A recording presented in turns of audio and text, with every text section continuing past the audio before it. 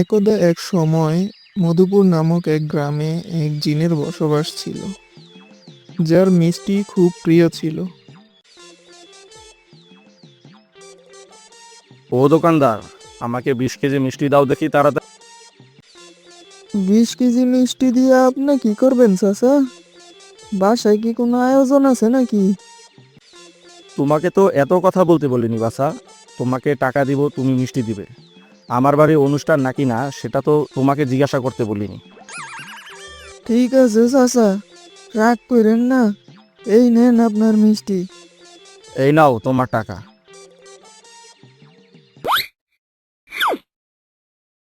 তারপর জিন মিষ্টিগুলো নিয়ে সে যে বট গাছে থাকে সেখানে আসলো।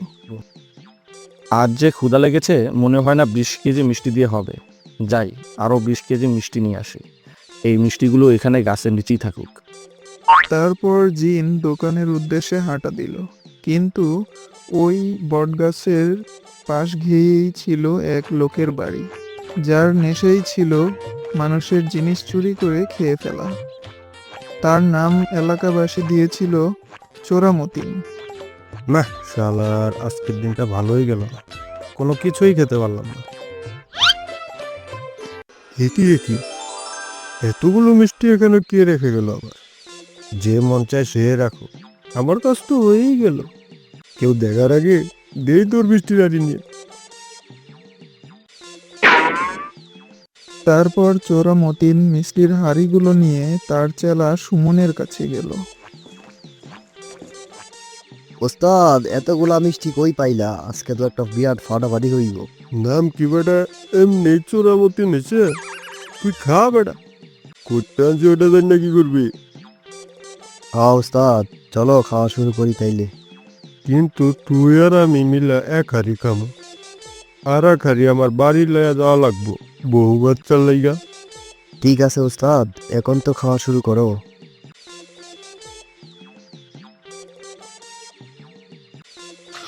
ততক্ষণে আবার জিন ওই বটগাছের নিচে এসে হাজির হলো। এমন এক গ্রামে থাকি, মিষ্টিও পাওয়া যায় না বেশি। কি আর করার, আজ এটা দিয়ে সারি। আশ্চর্য, কিরে, আমার মিষ্টি কই গেল? এখানেই তো রেখে গিয়েছিলাম। কে নিল আমার মিষ্টি?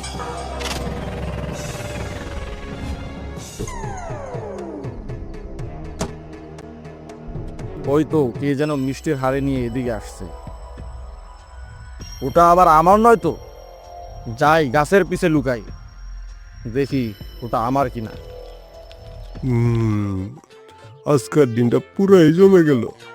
এমন যদি প্রতিদিন নরম নরম মিষ্টি খেতে পারতাম ভালোই হতো। যাই, এই হাড়িটা বউ বাচ্চাকে দিই। ও তাইলে এই তোর আমার মিষ্টি চুরি করেছে? দাঁড়া, আমার মিষ্টি খেলে এর শাস্তি যে কত ভয়াবহ এটা আমি তোকে কাল দেখাবো। খা, আজ বেশি বেশি মিষ্টি খা। হা হা হা হা হা। বাবা বাবা, তুমি এসে পড়েছো? আমার জন্য কি এনেছো? আজ তোমার জন্য মিষ্টি নিয়ে এসেছি মা। কি মজা কি মজা, আজকে আমি মিষ্টি খাবো। তোর মিষ্টি তুই খা, তোর চুরি করা মিষ্টি যদি আমার মেয়েকে খাওয়াস, তোর খবর আছে। তুই কি জানিস এটা আমি চুরি করছি? চুরি নয় তো কি করছিস? তোর কি কামাই করার মুরত আছে? দেখ, এই রাতের বেলা আমি তোর সাথে ঝগড়া করতে চাই না। যা, তোরা মা মেয়ে ঘুমা। আমার মিষ্টি আমি খাবো কাল সকালে। তোর মিষ্টি তুই খা। এই পুতুল, আয় তো মা, চল আমরা ঘুমাই। রাতের বেলা যখন চোরামতিন ঘুমাচ্ছিল, ঠিক তখনই জিন তার জানালার পাশে এসে দাঁড়ালো। তারপর মিষ্টির হাঁড়িগুলোর দিকে তাকিয়ে কি যেন মন্ত্র ফুঁকে একটা জাদু করলো।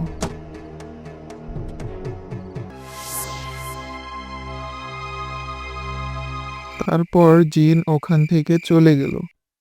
সকালবেলা ঘুম থেকে উঠে চোরামতিন মিষ্টির হাঁড়ি নিয়ে বসলো, কিন্তু 2 থেকে 3টা মিষ্টি খাওয়ার পর তার পেটে ব্যথা শুরু হলো। ওরে বাবা রে, মরে গেলাম রে, কি ব্যথা! ও বউ, কই তুমি? ওরে বাবা রে, ওরে মা রে, কি ব্যথা! কি হলো গো? তুমি এমন করছো কেন গো? কি হলো গো তোমার? আমি মরে যাচ্ছি গো বউ, 2-3টা মিষ্টি খাওয়ার পর কি যে হলো বউ, সেই পেট ব্যথা যে শুরু হলো আর থামছেই না। কত করে বলি মানুষের জিনিস চুরি করে খেও না, কে শোনে কার কথা। চলো তো দেখি এখন হরেন কবিরাজের কাছে যাই।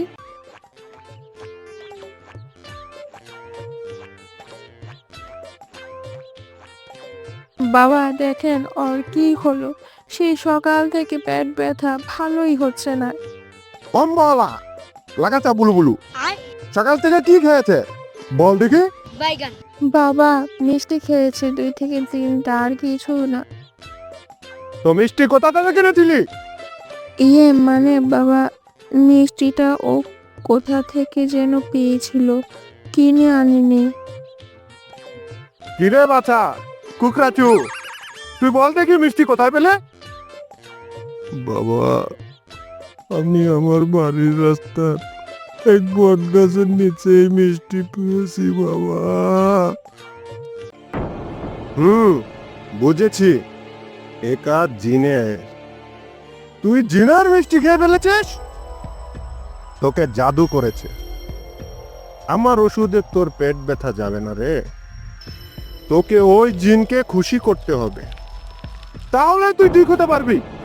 বাবা কিভাবে যে খুশি করব?